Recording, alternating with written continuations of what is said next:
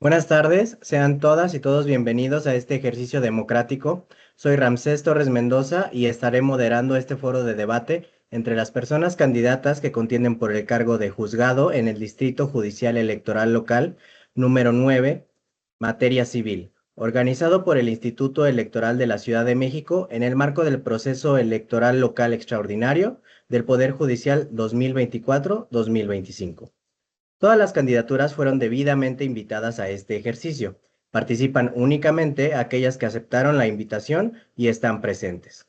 También quiero dar la bienvenida a Elijú Zárate Delgado, quien hará la interpretación en lengua de señas mexicana para que toda la ciudadanía pueda seguir este debate de forma inclusiva.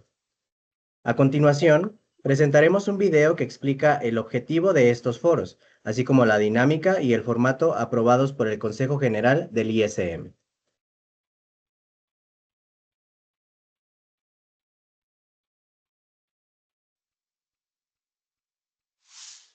El presente ejercicio tiene como propósito brindar a la ciudadanía información clara, directa y en igualdad de condiciones sobre quienes aspiran a integrar el Poder Judicial de la Ciudad de México. El foro se compone de 3 secciones. Primera sección. Presentación, trayectoria y propuestas. Cada candidatura contará con 2 minutos para presentarse y exponer sus propuestas. Segunda sección, preguntas. En esta sección se formulan 3 preguntas iguales para todas las personas participantes, 2 generales y una específica según la materia del cargo. Cada candidatura tendrá 1 minuto y medio para responder. Tercera sección. Mensaje final. Cada persona contará con 1 minuto para compartir un mensaje libre dirigido a la ciudadanía. El orden de participación fue definido por sorteo conforme al orden alfabético en la boleta electoral. Este orden se mantiene en todos los foros del proceso, asegurando equidad e imparcialidad. Este foro busca fomentar el diálogo respetuoso, el contraste de ideas y el voto informado. Sigue los foros a través de nuestros canales digitales.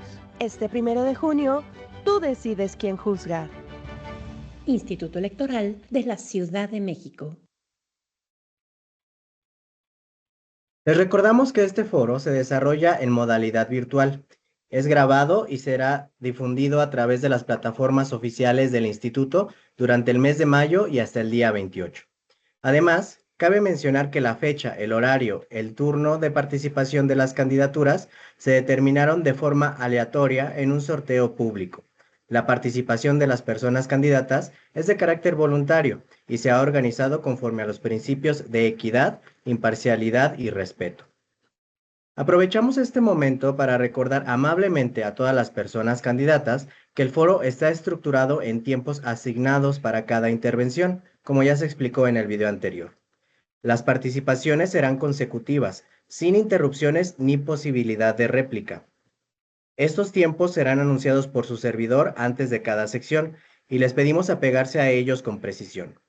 Habrá un cronómetro en pantalla y al momento de agotarse su tiempo, sonará un aviso para concluir y, posteriormente, se procederá al cierre de su micrófono.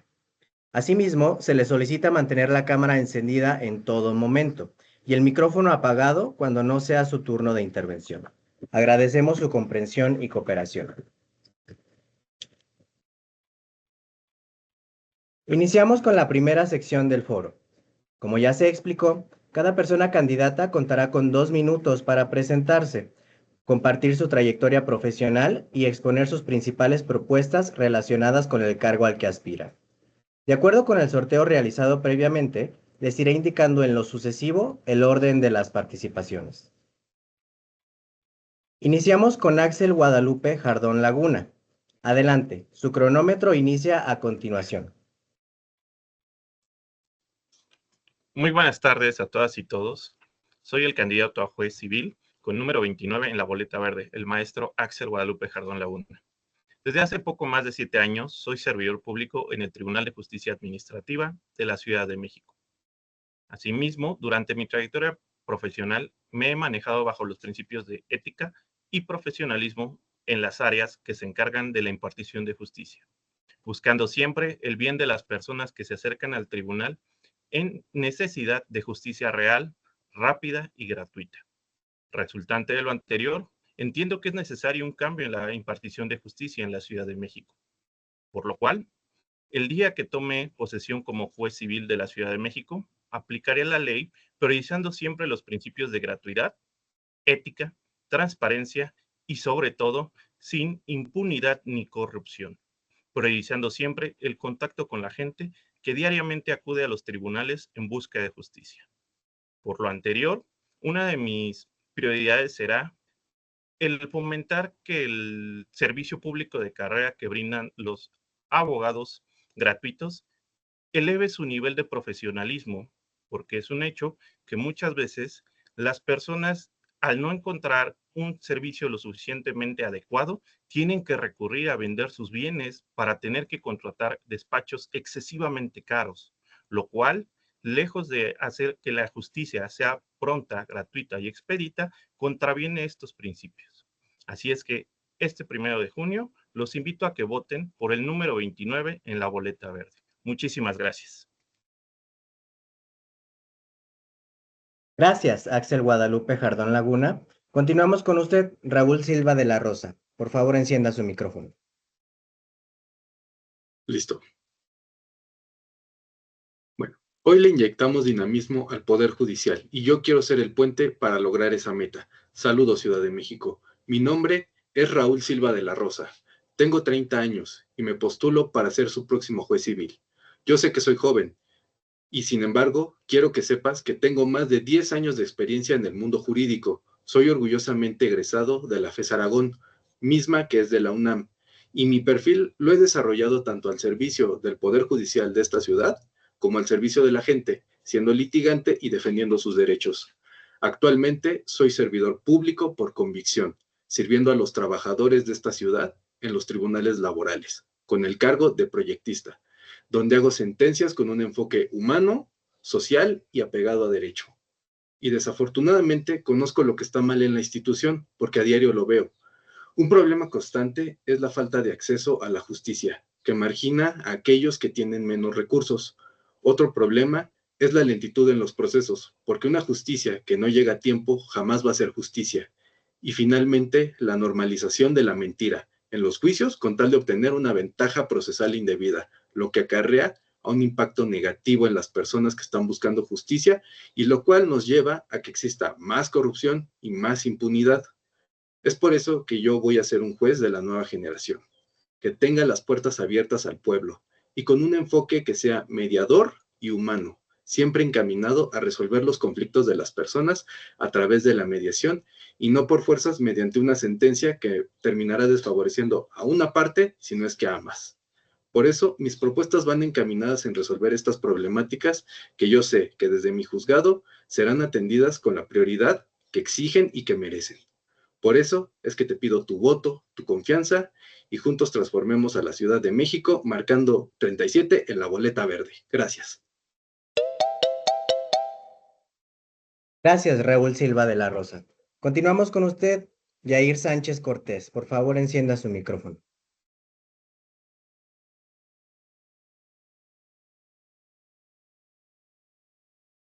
Encienda su micrófono, por favor, candidato. Listo. Buenas tardes. Antes que nada, agradecer al Instituto Electoral de la Ciudad de México por hacer este tipo de foros de debate para que la ciudadanía tenga un acceso más claro de la visión que tenemos todos los candidatos que estamos postulados para ser juzgadores. Me presento, soy Yair Sánchez Cortés, tengo 32 años de edad, soy licenciado en Derecho.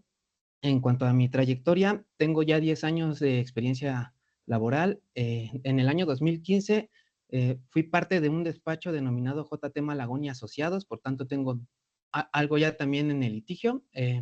Posteriormente a ello, en 2016, presto mi servicio social al Tribunal Superior de Justicia de la Ciudad de México en el Juzgado 58 Civil de Proceso Escrito. Un año después, en el año 2017, logro entrar como administrativo especializado. Así durante 5 años estuve brindando mi apoyo a la ciudadanía. En 2022 consigo ser secretario proyectista de primera instancia en el Juzgado 47 Civil y a partir del 1 de diciembre del 2024 me desempeño como secretario proyectista en las nuevas unidades de gestión judicial, específicamente en la etapa de ejecución. En cuanto a mis propuestas, pues ahorita tengo un lema que es una justicia más pronta y cercana a la gente y completa. ¿A qué hago referencia con cercana a la gente? Por ejemplo, en proceso escrito nos hemos dado cuenta, tanto litigantes como la ciudadanía, es decir, las partes materiales, que pues la persona juzgadora siempre delega las funciones a sus secretarios de acuerdo, sus secretarios conciliadores, sus secretarios proyectistas. Sin embargo, el Código de Procedimientos Civiles para el Distrito Federal establece muy puntualmente que el juzgador siempre tiene que asistir a las audiencias. Y muchas veces siempre vemos al juzgador en su cubículo encerrado sin atender a nadie. Sin embargo, en una audiencia previa de conciliación y de excepciones procesales, es cuando tienes la oportunidad de tener a las partes materiales. Candidato, su tiempo se ha agotado. Gracias. Continuamos con usted, Roberto Acosta Torres. Por favor, encienda su micrófono. Listo. Como ya dijeron, mi nombre es Roberto Acosta Torres. Soy mexicano, nacido en la Ciudad de México, de padres mexicanos, obreros. Por lo tanto, ninguno de mis padres tiene una carrera judicial, mucho menos una licenciatura. Esto significa que mis padres lucharon mucho para poder brindarme mis estudios. Es así como decido estudiar la carrera de Derecho. Entro a la Universidad del Tepeyac con estudios incorporados a la Universidad Nacional Autónoma de México y una vez cursado hasta el 7º semestre empiezo a hacer mi servicio social. Servicio social que llevo a cabo en el Tribunal Superior de Justicia en la 7ª Sala Civil. Para mí, tuve la fortuna de que a partir de ese momento empecé a hacer proyectos de sentencia. Eso significa que desde que entré en 1998 al tribunal empecé a estudiar asuntos. Eso me ha llevado a ocupar diversos cargos. Primero, como dije, haciendo mi servicio social, después como pasante de derecho y después como secretario proyectista de sala, cargo que ocupé a partir de 2001. Después, en 2017 y a 2019, fui director ejecutivo y director general jurídico del propio Tribunal Superior de Justicia. A partir de febrero de 2019, regreso a ser secretario proyectista de sala. Eso significa que a lo largo de mi vida me he dedicado a estudiar a la gente y a sus problemas. Eso me hace saber a mí de manera directa qué es lo que la gente necesita. Y lo que la gente necesita es que se fijen en ella, que el juzgador entienda sus problemas, que los comprenda, que pueda resolver siendo consciente. Esa parte es la que yo propongo, ser un juzgador que me permita estar cerca de la gente y resolver sus problemas de manera empática, pero al mismo tiempo justa. Soy el número 19 de la boleta. Muchas gracias, candidatos. A continuación, daremos paso a la segunda sección del foro, las 3 rondas de preguntas, 2 generales y una específica por materia. Estas preguntas fueron definidas y aprobadas por la Comisión de Debate. Se realizó un sorteo público previo para definirlas. Se encuentran en este sobre cerrado y firmado, el cual procederé a abrir.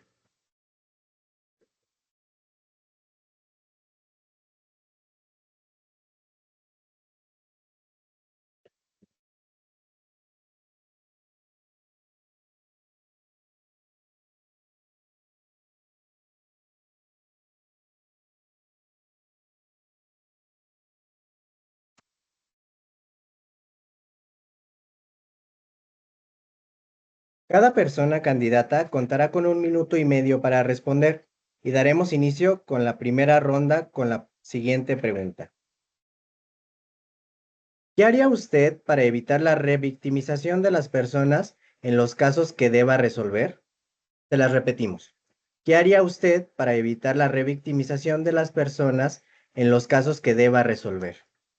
Empezamos con Roberto Acosta Torres. Adelante, candidato, por favor, encienda su micrófono. Me parece que en materia civil no podemos hablar propiamente de revictimización, puesto que se dirimen problemas patrimoniales de las personas, básicamente. También quizá podríamos hablar de revictimización hablando de casos de daño moral. Sin embargo, para este tipo de casos, como lo dije anteriormente en mi participación inicial, lo que debe hacer un juzgador precisamente es entender a las personas, saber cuáles son los problemas que se someten a su consideración, estudiar perfectamente bien el asunto y entender por qué se llegó al problema que tienen.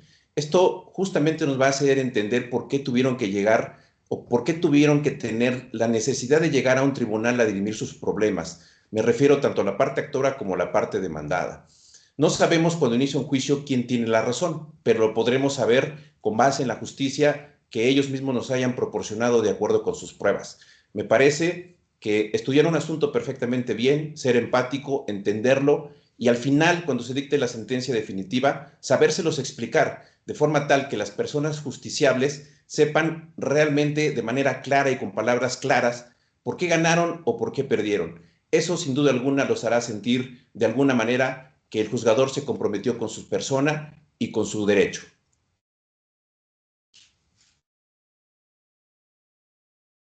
Gracias, candidato. Continuamos con usted, Axel Guadalupe Jardón Laguna. Por favor, encienda su micrófono. Muchas gracias.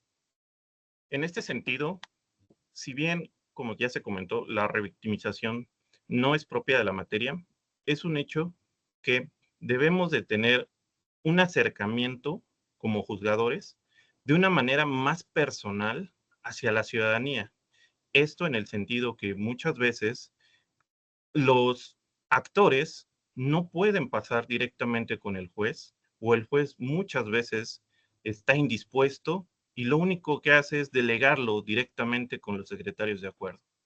Esto, a título personal, es un error. ¿Por qué? Porque la justicia es para los particulares y el juez debe de estar literalmente hablando a puertas abiertas, escuchando y tomando en consideración todas aquellas cuestiones que las y los particulares le van a poner de propia voz. Es entonces que también una de mis iniciativas será siempre tener voz abierta para efecto de que escuche tanto a las y los promoventes durante todos los juicios. Muchas gracias. Gracias, Axel Guadalupe Jardón Laguna. Continuamos con usted, Yair Sánchez Cortés. Por favor, active su micrófono, candidato. Gracias. Yo entiendo la revictimización en materia civil de la siguiente forma. En muchas ocasiones, por ejemplo, cuando una persona presenta una demanda, la autoridad tiene 3 opciones: admitir la demanda, prevenir o desechar. Sin embargo, si esta que es la base o el cimiento, por así llamarlo, no prevenimos aquellas cuestiones que para nuestra consideración pudieran ser perjudiciales a posterioridad, en ocasiones nos vamos con asuntos que pudiera ser que ya hay dictado una sentencia, incluso ya sido emplazada la parte demandada y a lo mejor está en rebeldía, se van al amparo, al juicio de amparo, y la autoridad federal llega a determinar que la autoridad no hizo algo que tenía que a lo mejor en su caso pudo haber en la prevención, haber reestructurado, o el emplazamiento a lo mejor estuvo mal y haberse dado cuenta y poder haber regularizado el procedimiento desde ese momento. Entonces, la revictimización yo la entiendo que no tendríamos por qué culpar a la parte, no, pues es que tú no hiciste las cosas bien, cuando nosotros como autoridad jurisdiccional tenemos esa capacidad de poder llevar un buen margen en el camino del juicio. A eso yo entiendo la revictimización, por tanto, pues el compromiso sería checar bien los asuntos de manera minuciosa, todas las actuaciones que se lleven tanto fuera como dentro del propio juzgado. Gracias. Gracias, Yair Sánchez Cortés. Continuamos con usted, candidato Raúl Silva de la Rosa. Por favor, encienda su micrófono. Ok, yo entiendo que la revictimización también puede surgir por la indiferencia por parte del juzgado, del tribunal. Entonces, yo creo que una forma en la que se puede evitar una posible revictimización, pues es en primer término escuchar ambas partes, escucharlas en el sentido de poder incluso llegar a una mediación. ¿Por qué? Porque una sentencia va a causar que una parte pierda. Entonces, ahí ya viene una victimización. Entonces, si de alguna manera, antes de llegar al dictado de sentencia, podemos escuchar a ambas partes y ver de qué forma se puede llegar a una mediación, también podemos evitar de esta forma la revictimización. Y bueno, también en el caso, pues si viene una sentencia, pues siempre escuchar perfectamente y debidamente a cada una de las partes que está exponiendo su caso. Escucharlas, valorar las pruebas con el interés, con el conocimiento que merecen, conocer bien el asunto para con eso emitir una sentencia que esté apegada a derecho y que no dé paso a una revictimización. Pero creo que lo principal para evitarlo es evitar la indiferencia. Y eso es únicamente escuchando a ambas partes, qué es lo que los llevó a llevar a un juicio. Y de esta forma, pues también podemos evitar que haya una revictimización con una buena sentencia o con un buen arreglo.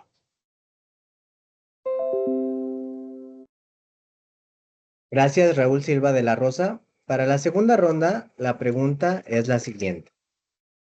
¿Qué herramientas pueden utilizarse para reducir las barreras económicas del acceso a la justicia? Se las repito. ¿Qué herramientas pueden utilizarse para reducir barreras económicas al acceso a la justicia? Iniciamos con el candidato Roberto Acosta Torres. Por favor, encienda su micrófono.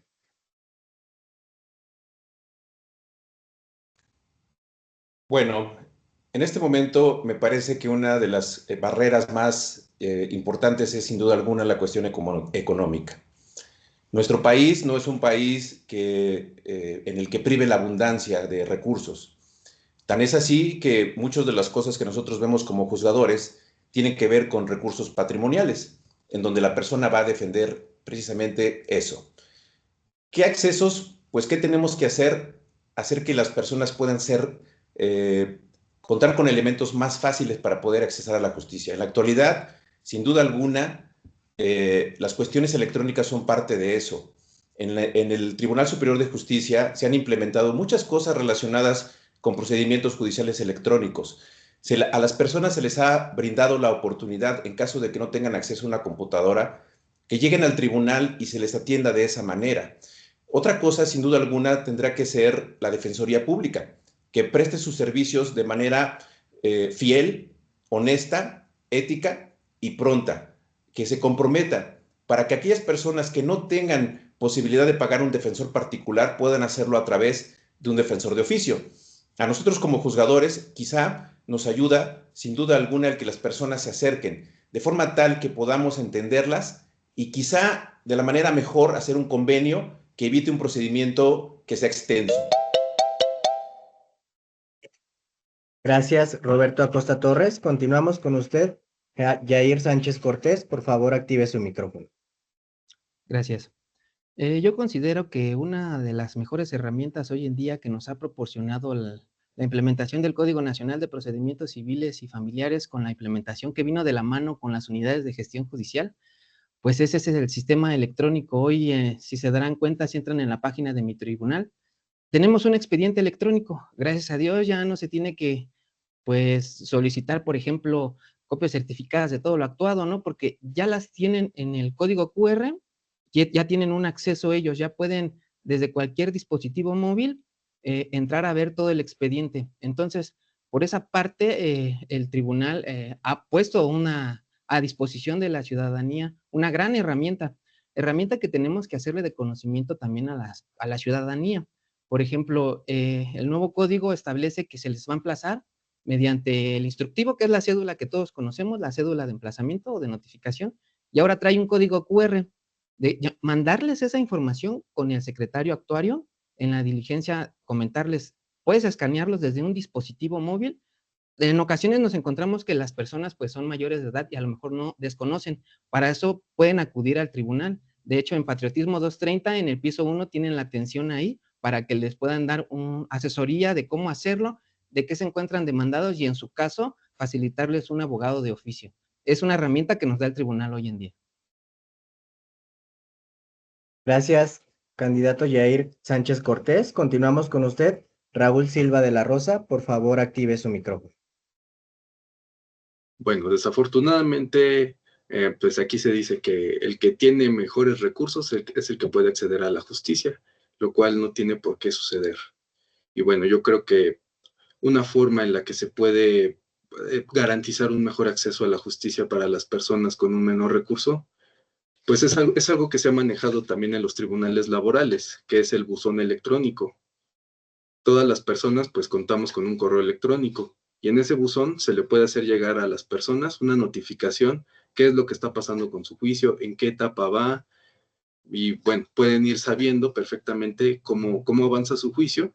Entonces creo que también afortunadamente contamos con medios electrónicos que pueden facilitar que las personas conozcan sus juicios, sepan cómo van avanzando, conozcan el desarrollo del mismo y bueno, también invitar a la población, a la gente que se acerque al tribunal, no nada más que lo tengan que escuchar por fuerzas cuál es el acuerdo a través de un abogado, llámese particular o llámese de oficio.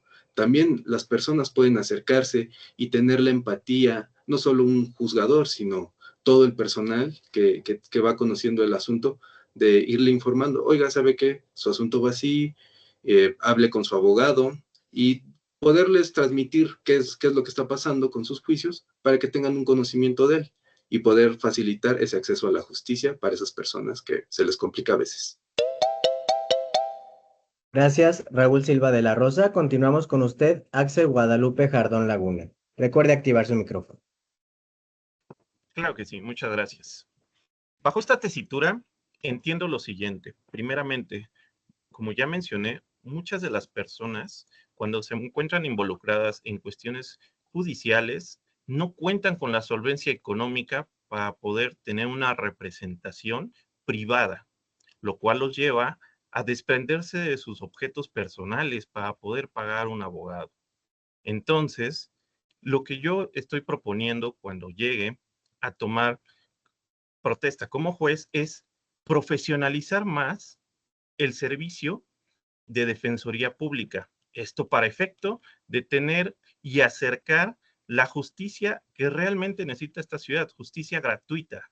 Asimismo, esto no lo digo sin tener un precedente, ya que, como mencioné, en mi actividad profesional dentro del Tribunal de Justicia Administrativa ya contamos con este servicio en donde diariamente se atienden más de 200 o 300 personas que acuden en busca de esta justicia en materia administrativa. Asimismo, no se les cobra ni un solo peso. También las personas pueden llamar directamente al abogado en cualquier momento para saber cómo va su juicio sin necesidad de requerir contratar un despacho que los obligue a desprenderse de sus bienes. Muchas gracias. Gracias, Axel Guadalupe Jardón Laguna. A continuación, vamos con la tercera pregunta, específica a la materia por la que compiten para la última ronda. Esta es, el artículo 17 constitucional establece un plazo de 6 meses para resolver los asuntos. ¿Considera que este plazo es razonable conforme al derecho de justicia pronta? ¿Qué obstáculos normativos o prácticos identifica? Se la repito. El artículo 17 constitucional establece un plazo de 6 meses para resolver los asuntos. ¿Considera que este plazo es razonable conforme al derecho de justicia pronta? ¿Qué obstáculos normativos o prácticos identifica? Iniciamos con Roberto Acosta Torres. Candidato, por favor.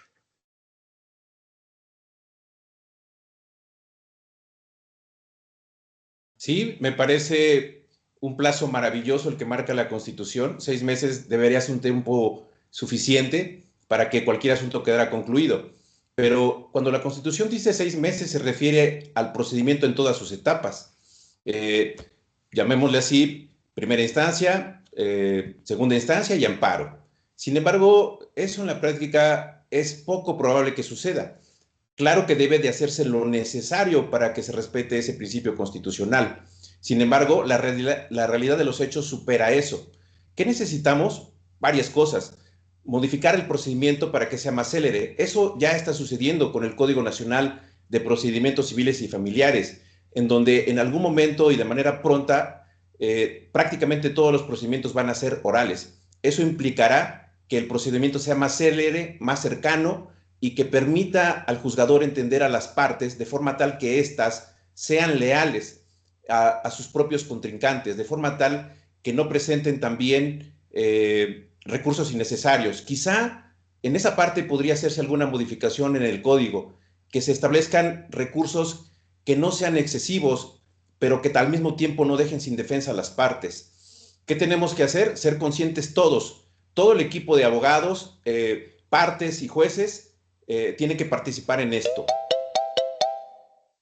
Gracias, candidato Roberto Acosta Torres. Continuamos con usted, Yair Sánchez Cortés. Por favor, active su micrófono. Muchas gracias. Considero que primero tenemos que tener en cuenta qué tan litigioso es el asunto, porque no todos los asuntos son iguales.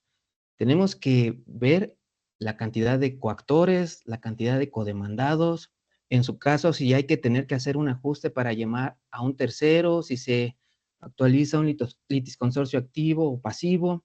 Todos estos tipos de factores tenemos que tomarlos en cuenta. También, por ejemplo, el emplazamiento, si son varias partes, ¿cuánto tiempo demora esto? En ocasiones también, cuando se comienzan con las pruebas, tenemos que, para prepararlas, luego hay pruebas foráneas. Tenemos que tener ahí un contacto con los demás tribunales. Entiendo hoy que existe el CONATRIP, pero sin embargo, no es suficiente esa gestión. Esto puede hacer que se haga más tiempo en el juicio. Sin embargo, pues sí considero que 6 meses que maneja el artículo 17 constitucional es perfectísimo, a diferencia de antes con los procesos escritos aún hoy en día pues, tardan demasiado, ¿no? A eso yo me refería con una de las propuestas que hice referencia al principio de la justicia completa, ¿no? O sea, no nada más se tenga por dictada la sentencia y pues ahí cuélgala en tu pared, ¿no? O sea, hay que hacer que se cumpla. Tenemos que gestionar nosotros como órgano jurisdiccional, eh, intentar que se cumpla todas las cuestiones, ya sea una desocupación de un inmueble. Su tiempo se ha agotado, candidato. Gracias. Continuamos con usted, Axel Guadalupe Jardón Laguna. Claro que sí, muchas gracias. A título personal, si bien es cierto que 6 meses podría parecer suficiente para resolver un asunto, la realidad es que para muchas personas es un gasto excesivo. ¿Por qué? Porque son 6 meses en donde tendrán que estar erogando muchas veces honorarios de los abogados sin siquiera poder encontrar la respuesta a su problemática. Entonces, no, considero que 6 meses puede ser demasiado en la mayoría de los asuntos. Así es que vuelvo a decir que una de mis iniciativas es levantar el nivel de profesionalización que tiene el servicio de abogados de oficio para efecto de que estos resuelvan de una manera más pronta, también como juzgador, darle celeridad a los asuntos que así lo requieran. Una de las iniciativas que propuse es tener puerta abierta. De esta manera las partes podrán acercarse y manifestarme su interés por el cual quieren que su procedimiento se resuelva de la manera más rápida. Esto también teniendo en consideración de nueva cuenta que los abogados de oficio, al levantar su nivel académico, podrán satisfacer las necesidades de todas y cada una de las personas que se acerquen a este servicio de manera gratuita. Muchas gracias. Gracias, Axel Guadalupe Jardón Laguna. Continuamos con usted, Raúl Silva de la Rosa. Por favor, active su micrófono. El plazo de 6 meses a mí me parece un tiempo adecuado. Pienso que una resolución dictada en 6 meses es un plazo positivo para que lo emita la autoridad. Y bueno, también creo que esto puede llevarse bien y puede cumplirse con ese plazo, porque la realidad es que muchas veces, aunque decimos que sea 6 meses, los juicios duran mucho más tiempo que 6 meses. Lo que mencionaban antes, los juicios de proceso escrito pueden llegarse a alargar hasta años. Y bueno, creo que una forma en la que también podemos lograr que se cumpla la meta de cuando menos sean en 6 meses los juicios, es siempre cuidar que todas las actuaciones vengan bien realizadas, porque muchas veces pasa que el juicio viene mal desde el emplazamiento. Entonces va avanzando, incluso se dicta sentencia y viene una nulidad de emplazamiento, lo cual retrotrae todo al punto donde estaba antes. Y entonces esos 6 meses evidentemente van a quedar superados por un plazo mucho mayor. Entonces creo que existen herramientas y nosotros como juzgadores, como personal de un juzgado, también tenemos la responsabilidad de ver que todas las actuaciones vayan bien, estén bien, para que no venga también un retraso materia de estos errores que pueda llegar a cometer la autoridad. Entonces, 6 meses es un término correcto, pero hay que respetarlo para después ver cómo reducirlo. Gracias, Raúl Silva de la Rosa. Para concluir este foro, escucharemos a cada persona candidata con su mensaje final. Les recordamos que cada participante contará con 1 minuto para esta intervención. Iniciamos con usted, Roberto Acosta Torres. Por favor, active su micrófono. Ser juez implica experiencia. Ser juzgador implica no ser improvisado. Ser juzgador implica conocer la materia a la que nos vamos a dedicar. Yo tengo más de 26 años de experiencia impartiendo justicia en materia civil. Conozco perfectamente cuáles son los problemas de la gente, hablando de materia procesal y de cuestiones sustantivas también, por supuesto. Entiendo qué necesita la gente y eso es sentencias empáticas. Yo lo que haré será estar cerca de la gente, conocer sus problemas y darle la justicia a quien la merezca, de manera clara, de manera rápida y de manera expedita. Por favor, voten por mí. Yo soy Roberto Acosta Torres, con el número 19 de la boleta verde, y si votan por mí tendrán la seguridad de que estarán satisfechos con las resoluciones que se emitan, al menos porque sabrán que para mí fueron importantes al haber estudiado sus casos. Gracias, Roberto Acosta Torres. Continuamos con usted, candidato Raúl Silva de la Rosa. Por favor, active su micrófono. Queridos vecinos, en este debate les pude hablar sobre mis propuestas, mis valores y quién es Raúl Silva de la Rosa. Es por eso que yo he sido el único candidato que ha salido a recorrer las calles de Iztapalapa para escuchar sus problemas. Hoy les quiero ofrecer mi trabajo, mi empatía y mi compromiso, porque juntos vamos a cambiar el Poder Judicial por una opción más humana, que sea cercana a ti y con un interés en escucharte. Yo soy esa propuesta joven, con visión al futuro y con dinamismo, que es lo que necesita el Poder Judicial. Yo no tengo intereses privados ni políticos. A mí lo único que me interesa es servirte, escucharte y acercar la justicia que el pueblo tanto exige. Iztapalapa me enseñó que aquí estamos, que no podemos seguir en nuestro castillo de cristal y que no podemos estar ignorándolos, porque votar es un acto de dignidad y el barrio tiene voz. Por eso te pido tu confianza y marques 37 en la boleta verde. Muchas gracias, Iztapalapa. Gracias, Raúl Silva de la Rosa. Continuamos con usted, Yair Sánchez Cortés. Active su micrófono, por favor. Muchas gracias. Antes de despedirnos, pues agradecer de nuevamente al Instituto Electoral de la Ciudad de México por este tipo de debates. Quiero hacer un llamado a la ciudadanía para que voten. En verdad que es tan importante, pues la justicia está en sus manos. No la dejemos de lado. Esta reforma judicial que con tanta lucha se hizo, pues la estaríamos regalando a gente que no sabe juzgar, por ejemplo, ¿no? Entonces, los invito a que entren a las páginas oficiales, la fuente fidedigna que ya publicó el INE, que publicó el Instituto Electoral de la Ciudad de México, página Conóceles Judicial, chequen las propuestas, la trayectoria, la visión, es muy importante esa parte. También que sigan este tipo de foros para también se alimenten ustedes de las personas, la forma en la que quieren hacer justicia con los asuntos de toda la ciudadanía. También aprovecho este espacio para comentarte que vengo desde abajo, por tanto, vota por mí, tu candidato 34 en la boleta verde. Gracias. Gracias, Yair Sánchez Cortés. Continuamos con usted, Axel Guadalupe Jardón Laguna. Recuerde activar su micrófono. Muchas gracias. Cada día miles de personas quedan sin defensa por no tener recursos. Soy el candidato número 29 de la boleta verde, Axel Guadalupe Jardón Laguna. Como juez cívico, quiero cambiar eso. Hoy la Defensoría de Oficio es un servicio gratuito que no cumple con su objetivo, defender al que menos tiene y más lo necesita. Yo propongo una defensoría más eficiente, accesible y humana, que realmente sirva a la comunidad, porque la justicia no puede seguir siendo inaccesible para los que menos tienen. Asimismo, siempre tendré las puertas abiertas para escuchar a todas y aquellas personas que tienen sed de justicia y que necesitan ser escuchados de viva voz, no mediante un escrito o mediante abogados y despachos carísimos que los despojan de sus bienes. Este 1 de junio, vota número 29 en la boleta verde. Muchas gracias.